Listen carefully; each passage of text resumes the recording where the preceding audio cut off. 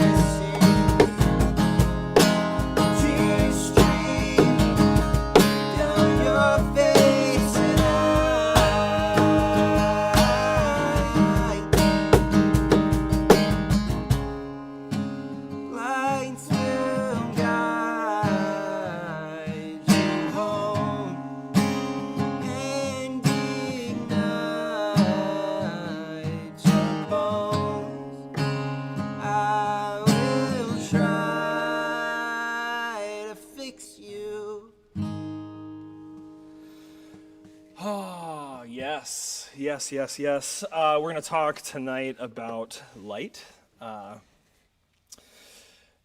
the light that guides us home. I guess. Welcome to Collective. Welcome to Advent. This is week 2 of Honest Advent. If you're not familiar with that, if you have no idea, by the end of tonight you'll have a lot more details, you'll understand, you'll have a plan of action for how you can be involved, there's ways you can serve, or you can just come and enjoy it. So start by getting connected. If you want to be involved, get in the weekly email. You can find that on the Get Connected page at wearecollectivechurch.com. Thanks for being online chatting with us. Let me jump back over here. Hey, Kenny. Hey, Andrea Ruber. Great to see you. Kim Klein is on. Hey, Kim. Hola. Back at you. Hey, Karen and Lewis Long are there. Wendy, great to see you. Dottie with us from the Great White North. Don Saro is on. Awesome. Great to see all you guys from around the corner and around the country. We got snaps for the music. Oh, that was nice. You. Solid. Thank you, guys. That felt good. Okay, so we got the usual slate of stuff this week. I got to hang out with Sarah actually on Friday night, our yogi in residence, Sarah Humbert, who does Collective Yoga. We're talking about what the future holds. We're really still not quite sure. We're keeping an eye on the pandemic, but obviously we'd love to get back in person as soon as we can, safely. So more yoga to come. For now, it'll be on Zoom, so stay tuned. That'll get shared through the Collective page tomorrow, or find it on the Road Ohm page. That's Monday at 6. Tuesdays, we're going to have Work of the People at 4. Those have been great groups. This week, especially thanks to Jim for taking notes. He passed those back to me. We were all getting ready to be here for a big prep meeting for the gallery. So come over on Tuesdays. We're doing good stuff you can help be a part of and plan the liturgy. And then Thursdays at 5:30, this is where I usually would throw to Dan Hensley to paste things into the chat, but he's here with us. Dan, tell us what's going on with Collective Cares. How are things in general? Give us an update, and then tell us what's coming up. Things are good. We just had an in-person social meeting in my backyard, socially distancing. Fantastic. And it was great. All I right. had a great time. We had a little bit of trouble with the Wi-Fi, so if you had trouble getting on, no surprise. It's my personal Wi-Fi that Katie is not familiar with, so Gotcha. Since Katie runs most of our IT stuff. On this coming Thursday, we are at 5:30. We're going to have a regular Zoom meeting, not an in-person. Okay. And it's going to be on holiday humor. Awesome. It's certain things like, did you ever wonder how Santa figures out how reindeer learn how to fly? Well, he has 2 elves who pull them to the cliff, and the next thing you hear is, oops, bring me another one. And so Dark. I like it. Right. So if the holidays for 2020 have got you down, this might be a good one to join us for. I mean, how is red velvet going to be flattering for an obese senior? It's not. So you won't be finding me wearing red velvet. Starts with humor. Yeah. And hark, let's brighten the holidays with examples of holiday humor.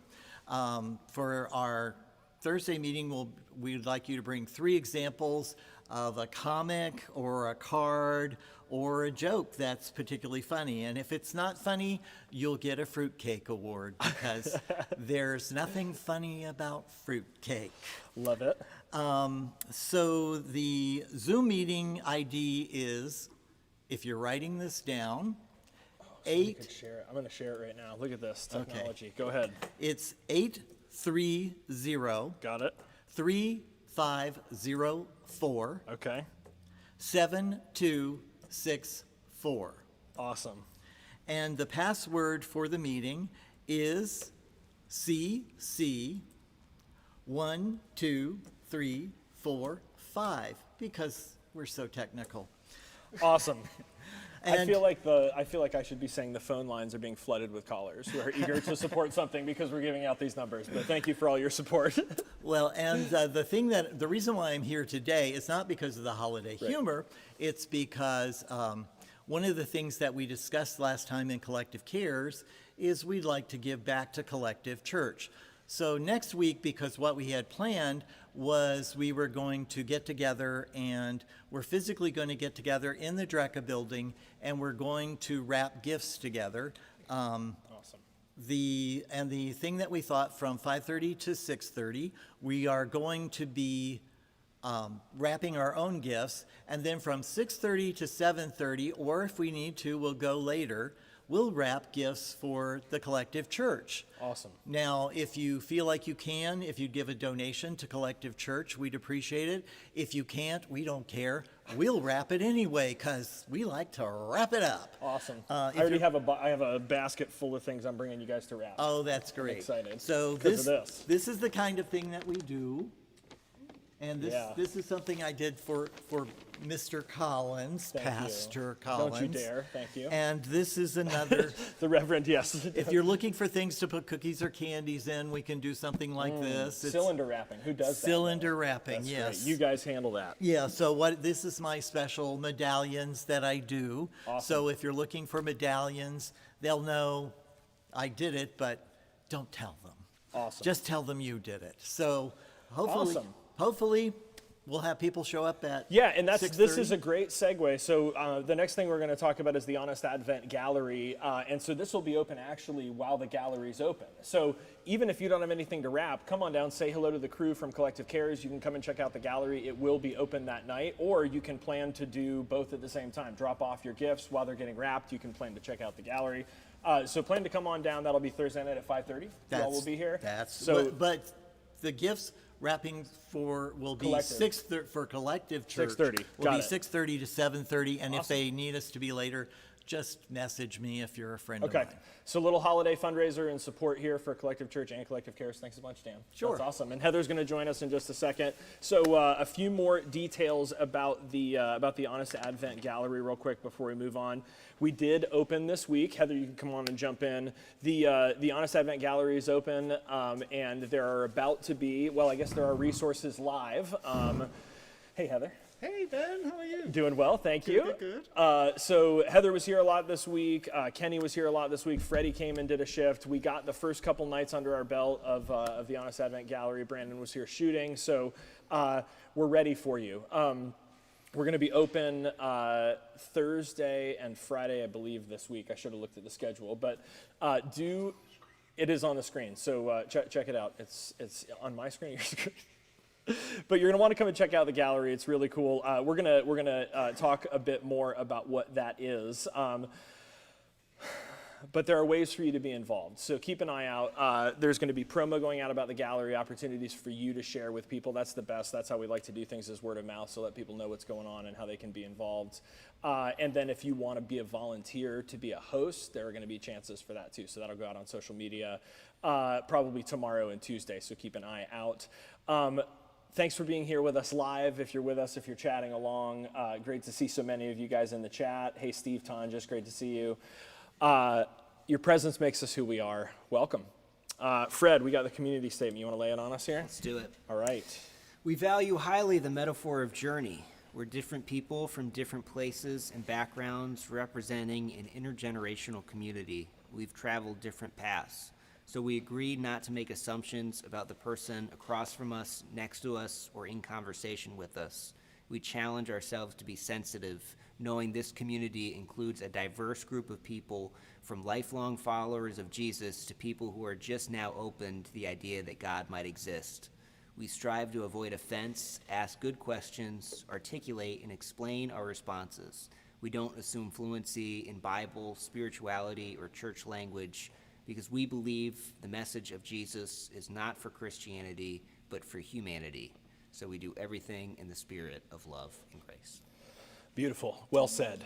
Thanks, Fred. Thanks. All right. So what we're going to do now, I think Brandon has a couple of these ready for you guys. We're going to have him throw to one of the images from the Honest Advent Gallery. And the image is called Light. And that's going to be sort of the theme. We're going to talk tonight about identity, but the image that we're going to focus on first is light.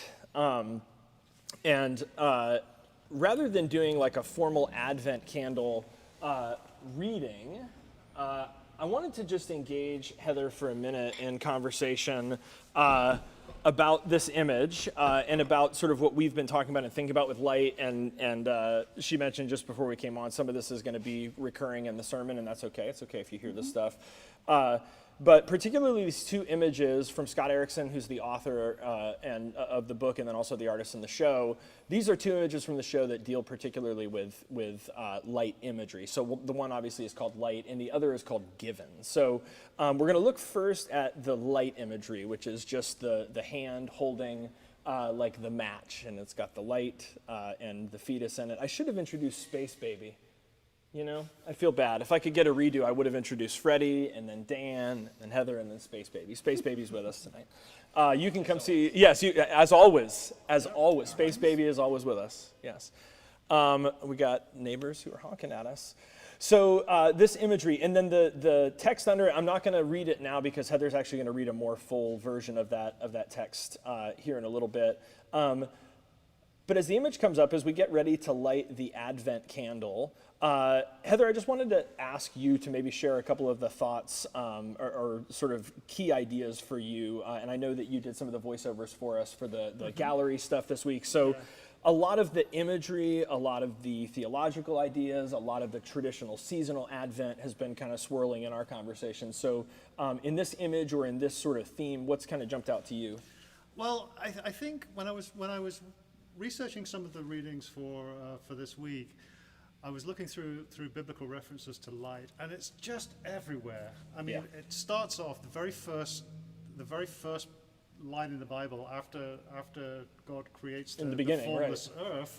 Is let there be light. Yeah. So before we can even start, we go from nothing to this formless shape, and then the very first thing God decides to do is to make light so that we can see. Yeah. And it's you know, without light, we really can't we can't see anything.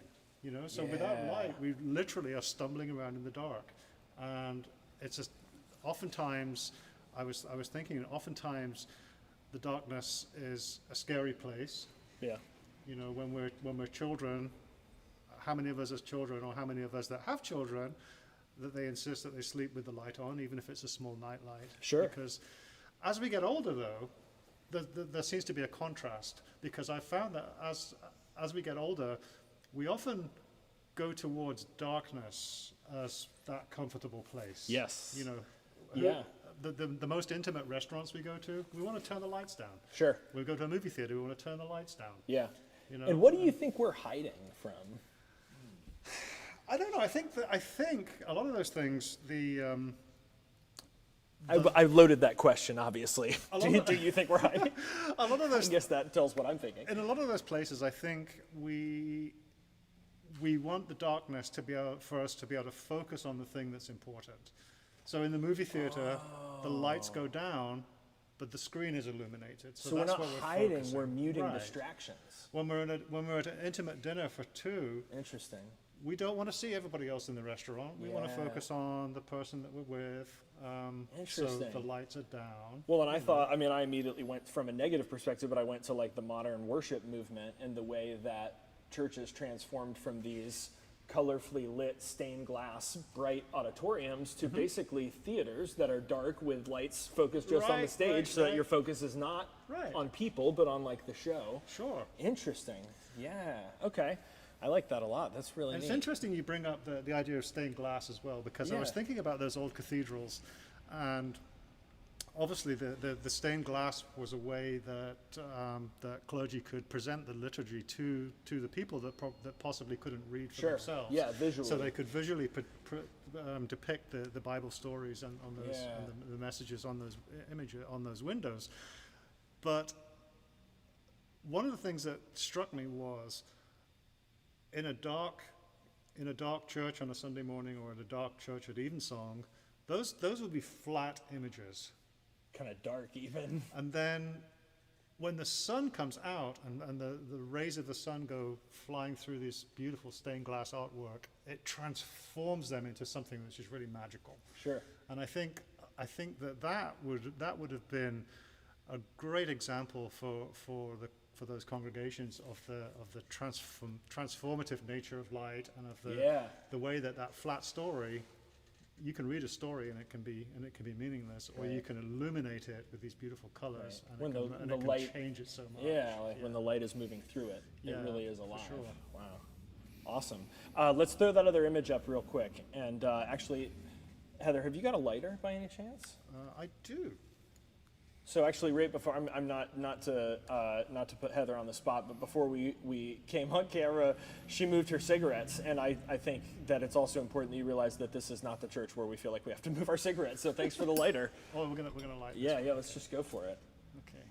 And Brandon's thrown that other image up. So this is this is last week, and then we're gonna light one more for this week. It's the light of identity. Talk about that. So the other light imagery as we light our Advent candle this week is given, which is this, you guys can see it. It's this really great image. Sort of the one candle I think that kind of looked like dynamite, which has a whole other, that's sort of the radical theological reading. But the one is I think the symbol either of the Trinity or of peace, and the other is obviously the world. And so I think sort of the idea that the light of Christ, the light of the cosmic Christ, the light of whatever this life is that can unify humanity, is this combination of the light of peace and sort of the light of the world. Really, really cool, powerful imagery. So I just wanted to let that kind of be a conversation. Oh, so close for our Advent candle lighting tonight, and also just to model some of the conversations that we're excited to have on the Zoom after the service. So thanks for jumping in for a few minutes, Heather, and stick around, and we've got some other readings coming up in a little bit. Sure.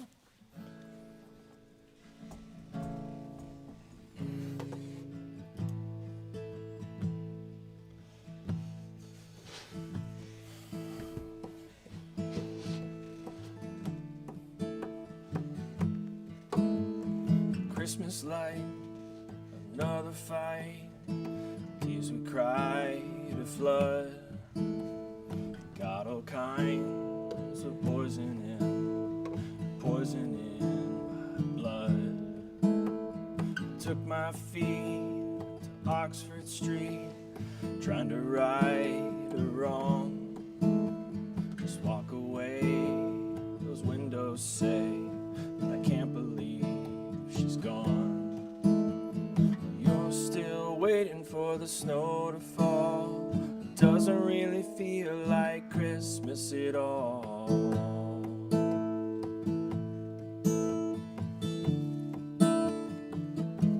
Above candles, oh they flicker and they flow, and we're up here holding on all these chandeliers of hope, like some drunken Elvis singing. I go singing out of tune, singing how I've always loved you, darling, and I always will. You're still waiting for the snow to fall. It doesn't really feel like Christmas at all. Still waiting for the snow to fall. Doesn't really feel like Christmas at all.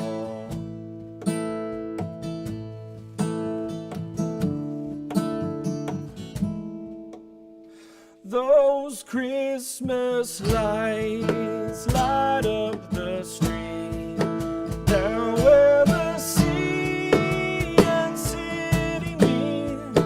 May all your troubles soon be gone. Those Christmas lights keep shining on.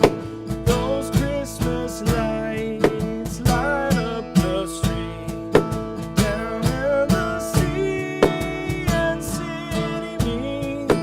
And all your troubles will be gone. Oh, Christmas lights keep shining on. Oh, Christmas lights keep shining on. Oh, I managed to sing that off key on the part where it said off key, which is That was on purpose. hard to do. It's hard to do, but I did that. That was for you all. Thank you.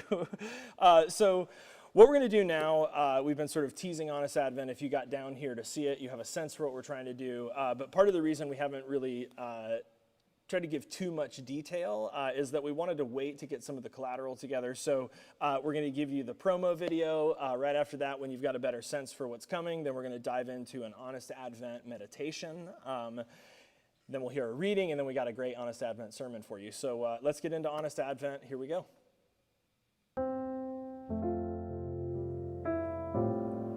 2020 was an absolute parade of misery, according to my favorite comedy newsman, John Oliver.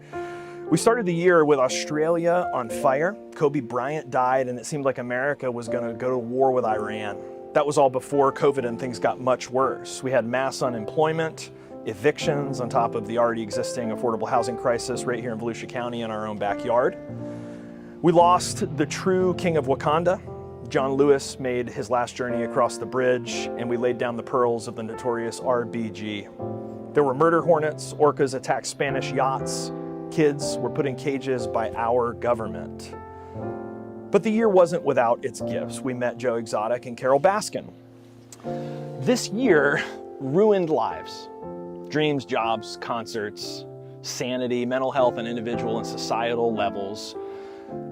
We experienced a new wave of grotesque videos of police brutality that brought on a national apocalypse around race and the collusion between white supremacy and power in our land. A grim presidential circus, the result, the outcome, regardless. The process made the country so much worse. Money in politics, politics in healthcare, civil rights in the courts in turmoil. Maybe we can't even organize the lies enough to call them conspiracy theories at this point. But then Christmas comes and we're supposed to just downshift.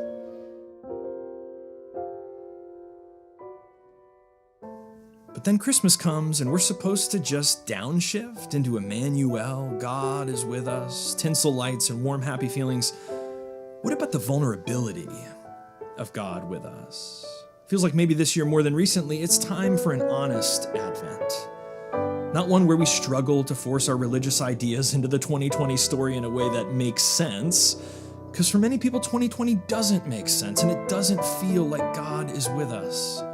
More like one of Jesus' most famous sayings, my God, why have you forsaken me? Maybe it doesn't make sense, but maybe it does feel honest.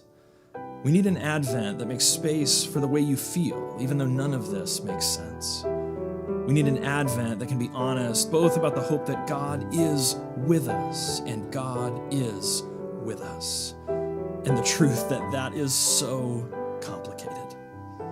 God is with us, and it's complicated. Welcome to Honest Advent.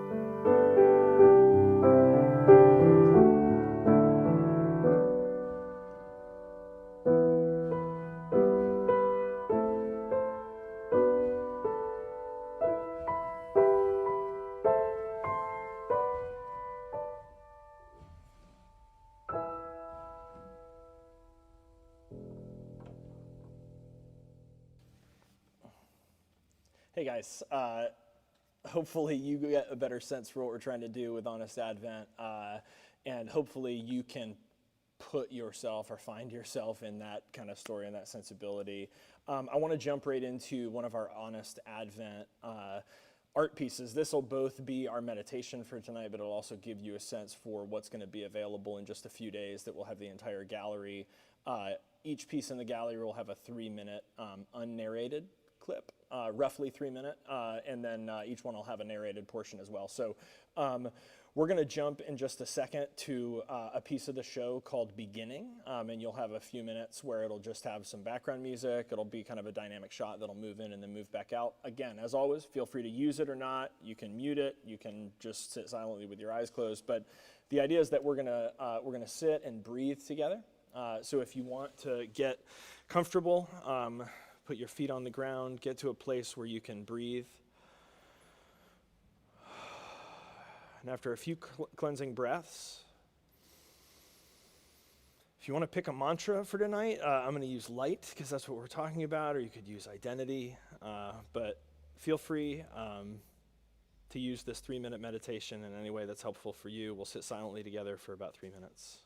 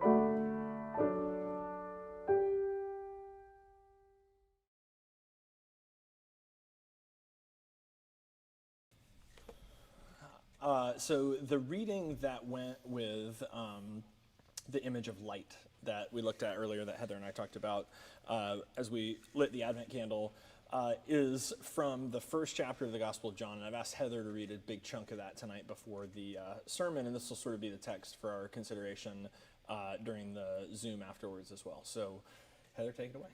Okay, so John 1, beginning at verse 1. In the beginning was the Word, and the Word was with God, and the Word was God. He was with God in the beginning. Through him all things were made. Without him nothing was made that has been made. In him was life, and that life was the light of all mankind.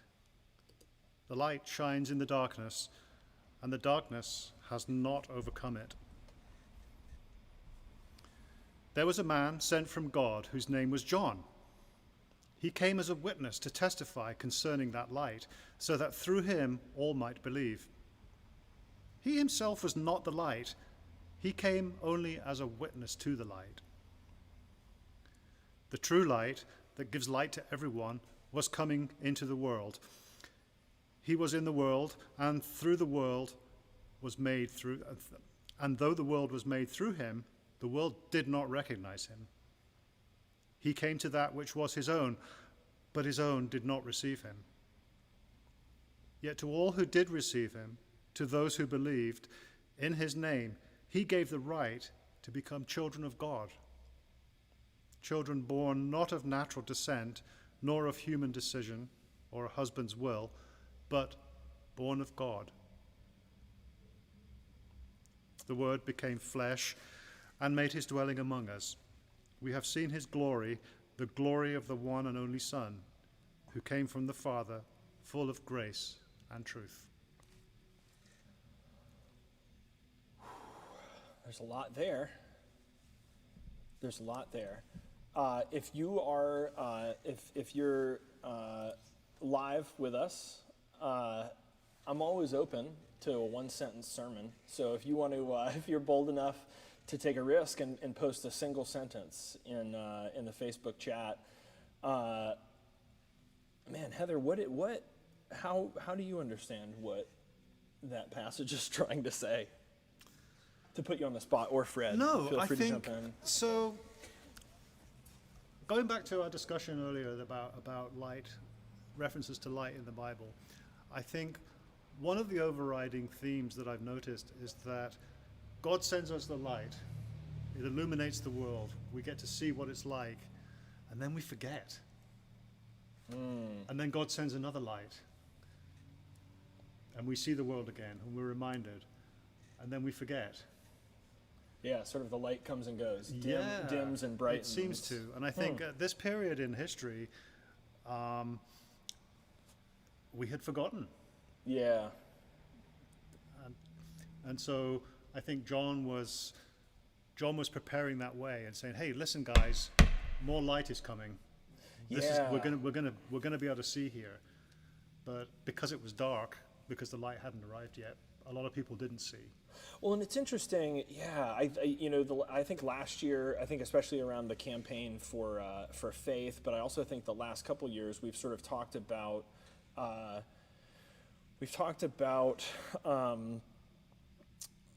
different roles in some of the Advent and the Nativity kind of stories, and it seems like John is going to great pains here to specify who is and isn't the light, and like what is the function of light, and the light is the light meant to illuminate something else, or is light like the point itself?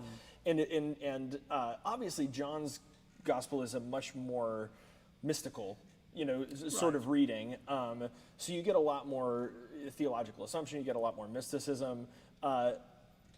But one of the things that I think he's trying to say that I also think is powerful in the Honest Advent show, and especially in the two images that we have for light, is that there's some sense that light is connected to hope, or at least to transformation. And to your point, that there's a sense that even if the experience of light is that it's always sort of like brightening and dimming, even that is transformation.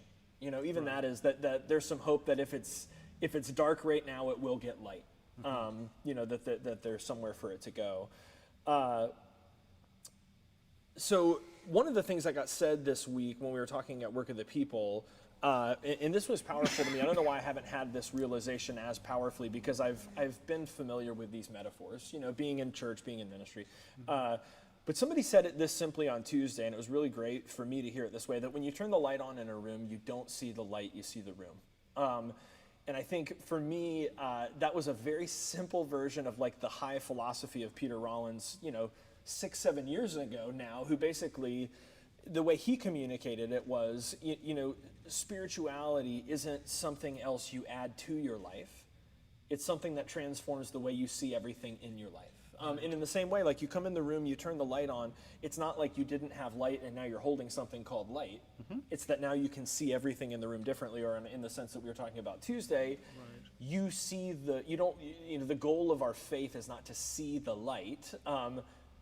Although modern Western Christianity has sort of become a service or a commodity related to that, we're not trying to see the light, but we're trying to learn how to see the world through the light. We're trying to learn how to rightly see the room, so to speak. And very often, hold on, we got good stuff happening in the chat. Dottie, night and day, winter and summer, death and rebirth, no matter how dark, dawn will come, even when in Alaska. That's that real hope. Thank you, Dottie. Right. So this inevitably, Jim Kane and I end up talking about Marcus Borg. He's got this great book called The First Christmas, where he dives into sort of the ancient value of the symbol of light. Like we hear it now, and it's almost, the way we engage light now is almost patronizing. It's almost dismissive, because we've only ever lived in a world where light comes at the flick of a switch. Right. And so a lot of what Borg does is sort of help us to understand the way light functioned, not just as a symbol of religious ideas, but light functioned as a symbol that there was hope that spring was coming. That, these things that were connected to farming cycles and liturgical cycles, that they were all kind of connected together. And in the same way, like that light, the light that lights the room, Jim points out, also lights our ability to see and to act. And almost in the sense that you were saying, like when the light dims and then it comes back, also in the tradition is the recurring cycle of waking up. Right. Like you said, we need to be reminded. Yeah. Why is it that we have to come and practice in the liturgy every week? Because we forget, because if you leave the light burning for 7 days, it grows dim, and then that's cool. I really like that. And of course, the other thing to remember there is that whether the light is on or off, the room is still the same. Right. When you turn the light on, the room doesn't suddenly change and fill with all wonderful things. Sure. Just how we see them changes. Right. Yeah. So what once could have been something scary or something that we might trip over, now becomes something that we can embrace and use. So. Well, and man, that great. I love that we're doing this collaboratively. What a healthy way to understand like the mechanism of Christian salvation, because I think in a lot of ways Christianity is presented as the world is a dark room, and the light of Christ is a light that will remove you from a dark room. Right. Like the dark room is hell, and so like you believe the right thing, you don't have to be in the dark room anymore.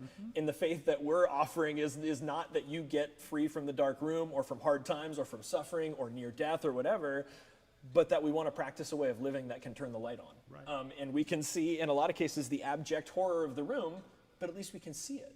It's not unknown, and then we can work for justice, and then we can work for peace once we can see. A good analogy for that is no matter how clean you think your kitchen is, get up at 3 o'clock in the morning and turn the kitchen light on and see what scurries back under the refrigerator. That's right. So the light can be there, and it can show you things that even in the daylight you don't see because they're hidden. But when the light is off and then it comes on again suddenly, then things are illuminated for a little bit, and then you can go under the refrigerator and spray under there or whatever you need to do. Totally, absolutely. So let me do this. It's 5:40 and we've got a few more pieces of liturgy. I want to summarize the sermon like this, and I think this is this is probably foundational base level theology for Collective Church. Like, you're never going to find a website where we have a list of objective theological ideas, but to understand, and I don't even mean here, but I mean like to get in your gut what Collective is about and what we're trying to do, this is core theology, and this is stuff that's right out of John 1. We shared this a bunch and developed this a bunch years ago in a series on 1 John, which is a community that comes out of this gospel. The simple theological truth is this, and I'll unpack it for a second. We'll have Eucharist, and then we'll talk on the Zoom. Simply put, the function of light is to help us see more clearly. Jesus' life helps us see our own lives more clearly. So that's the way Scott puts it. That's the way the author of the book puts it, and the artist in the show. What we've said in the past is this, and this is why I pointed this out with Heather just a second ago, that John tries so hard to acknowledge, John the Baptist is not the light. He comes only as a witness of the light. But the fact that the light is also not the point. That the point of the light is actually to illuminate a certain kind of life. We're not going to get into it all tonight, but if you read the Gospel of John and if you read the letter of 1 John, what you'll learn is that the life that Jesus is the light to illuminate is called eternal life, aeon zoe, which is not about a length of time, it's about a depth and quality of life in this life. If you watch The Mandalorian, the way we would phrase it is, this is the way. It is the way to wholeness, wellness, enlightenment, goodness, Zen. It's been called many things by many people for many, many years. But the idea is Jesus is not the point. Jesus is the light that illuminates that life. Foundational theological stuff for Collective. And I think that's part of what John is trying to get across is, and I put it this way at the opening of the 1 John series, if you imagine a dark theater and the spotlights are on the curtain, when the curtain opens, it's not Jesus standing there. When the curtain opens, what's there in the middle of the stage is eternal life. It's aeon zoe. It's this kind of life that all of us are invited into. And what the Gospel of John is saying is that the spotlight up in the balcony, that's Jesus. Jesus is the one illuminating this depth and quality and kind of life, this practice which includes things like justice, includes things like mercy, includes really fun things around the holidays like forgiveness, like self-awareness, self-knowledge, the death of ego. We'll spend a series on that, I'm sure, sometime coming up. And the point of all of this, one of the gifts of Advent, and part of how we be really honest during Advent, and we've said this from the beginning, is that we take an inventory of the contradictions, not so that we can resolve them, right? Because that dark room is full of contradictions, and when we turn the light on, it doesn't rescue us from contradictions. Right. It just lets us see them. Okay, so here's Advent. Healing comes through brokenness, right? The stories, the nativities, the mysticism of John, the story is of God in the world with us. Healing comes through brokenness. We have to learn to figure out how to live with that contradiction. Divinity, the sacred, the divine, comes through humanity. Eternal life, and again, this is not never-ending life, but depth and quality of life comes through mortality, right? That's part of the Christmas story. The Advent story is God embracing the fullness of the human experience, including human mortality. And that this mortality, a death-positive view of life, of depth, of light and goodness in this life, even though this life comes with the certainty of death. I mean, that's in some sense the joy and the horror of Space Baby, is that Space Baby is born into a mortal universe, right? So the hope of Space Baby is that Space Baby's a baby. And the truth, the honesty, is that babies don't stay babies, and that not all babies get taken care of, and not all babies make it. And even the ones who do make it, they grow up. And the death is a part of life. And so Honest Advent is an invitation not into the Disney-fied, consumerized, saccharine light that says what scares you and what hurts and what makes you afraid and what you don't know. At Christmas, let's strike the match and we'll hold against it a light that rescues you from a dark room. That's not Honest Advent. Honest Advent says that room is dark, And we're not going to pretend it's not. It's 2020. The room is dark. And the room is full of contradictions that we will never resolve. But Honest Advent strikes the match not to free us from the room, but so that we can see it. So that we can come to see our true selves, and because the promise is that God is in that room. That God is the light through which we can come to see that room, the world. The table of this light, a light through which healing moves in the vehicle of brokenness, that we find ourselves to be more full the more we're poured out. We experience the contradiction, especially very often at Christmas time. We experience the contradiction of divinity through the very human failings and frailty of the people we love most.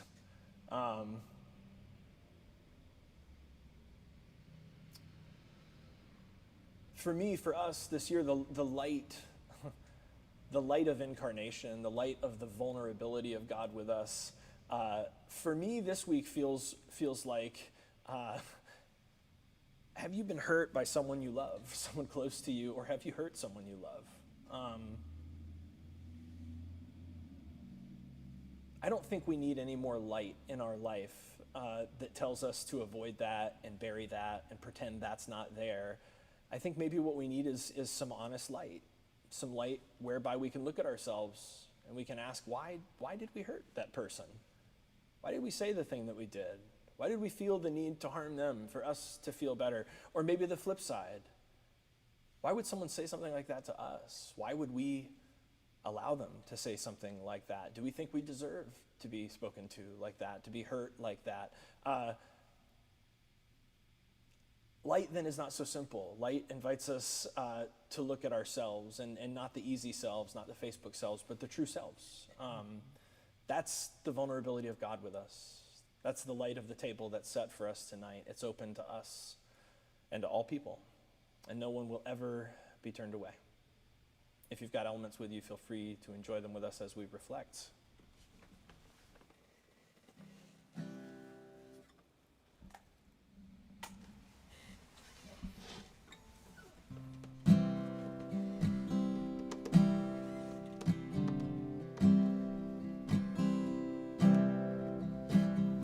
Upon you peace, wish upon you grace, wish for less of what you want, more of what you need.